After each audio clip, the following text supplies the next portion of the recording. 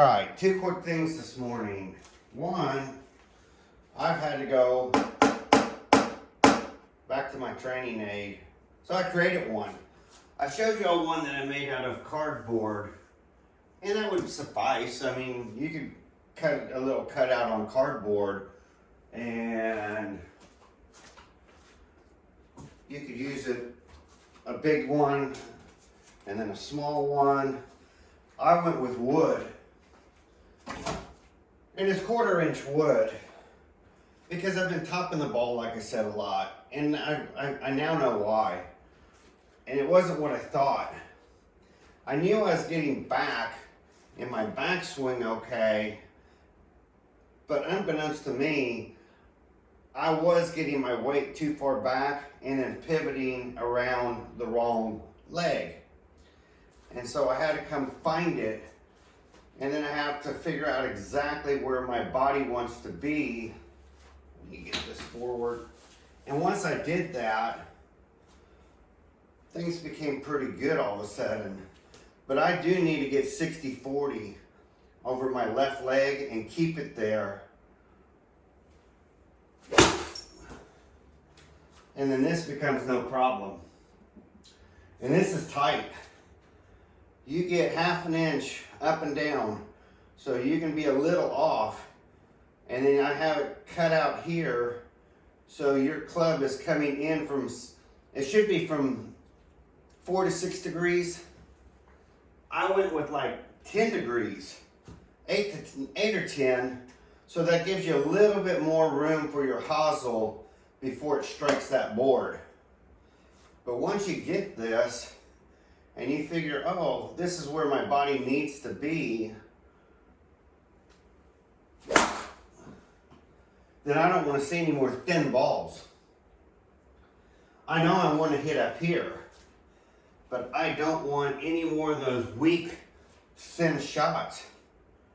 So the only way it seems like I can train myself to get through that ball was to make a jig to make sure I was getting on my front foot, my weight forward, and I could hit.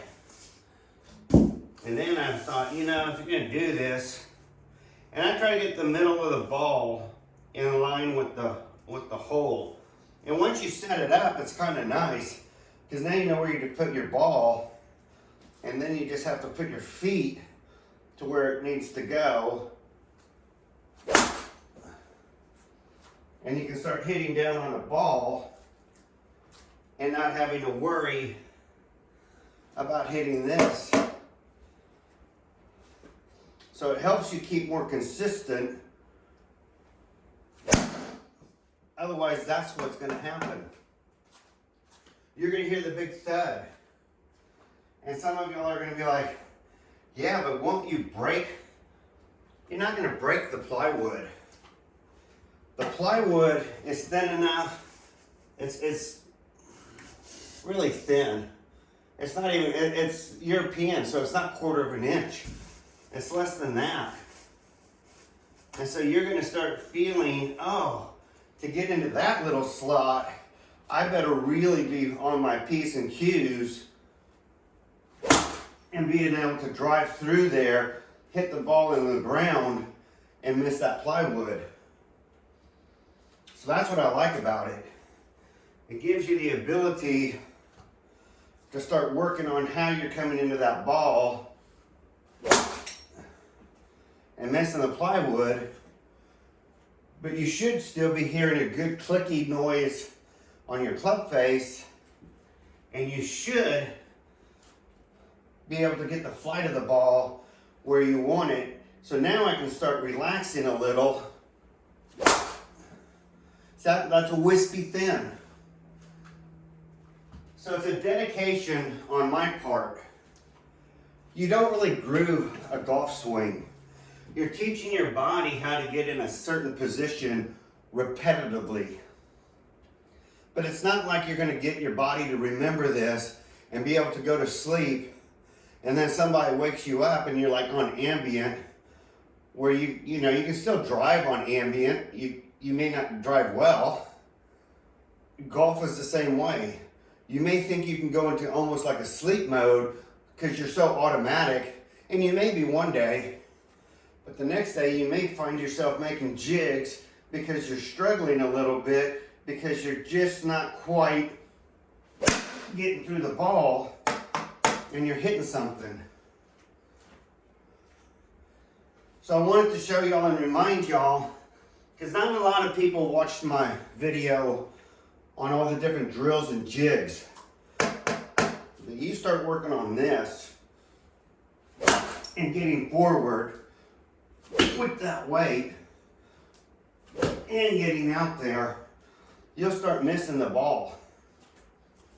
Now, I do believe there are times I'm hitting so far in front of the ball that I'm still missing the sweet spot, and that is a possibility. If you think about this, if you're trying to get your club to come down and hit through the ball, that's all good. Shouldn't hit it through the ball, you're going to make pretty good contact. But what if I get way up here? That's where you start topping the ball. And I've done a lot of topping lately where you're literally not coming in through the ball, you're literally hitting the top of the ball. And how will you know that?